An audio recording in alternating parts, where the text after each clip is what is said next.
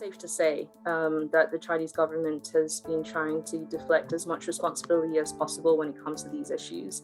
The actions that have been taken thus far are largely centered on protecting China and Chinese companies from the kind of the blowback from the realization that there are human rights violations happening within the supply chains that are very much centered on China.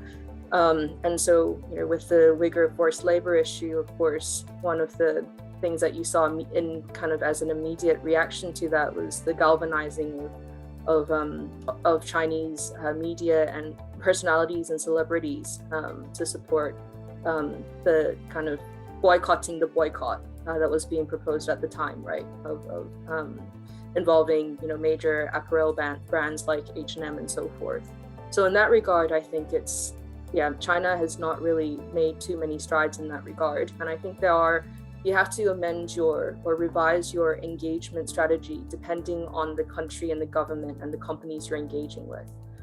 If you're engaging with global brands, it's much easier for you to appeal to their public conscience. If you're, of course, engaging with a government like China, or to be fair, any other government in the Asia region, in that regard, it's so much harder because their reputation is on the line. But at the same time, as was kind of communicated to me by a policymaker in Cambodia, they don't always want to openly talk about these issues, not just because they don't care about human rights, that's not necessarily always the case, but it's also because of the longer term and deeper damages that can be had as a result. So if suddenly a buyer were to realize that there is a major human rights violation happening at a local factory in Phnom Penh, for example, that could have a domino effect, right? And it could actually then result in greater compliance requirements being imposed on these factories who don't have the capacity.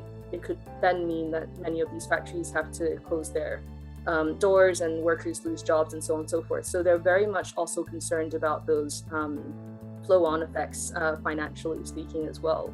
So in that regard, I know I'm kind of going a bit tangentially around your question, but China hasn't really done much in this space. I don't think we can expect China to take the initiative, especially now given the major controversy surrounding its Uyghur forced laborers.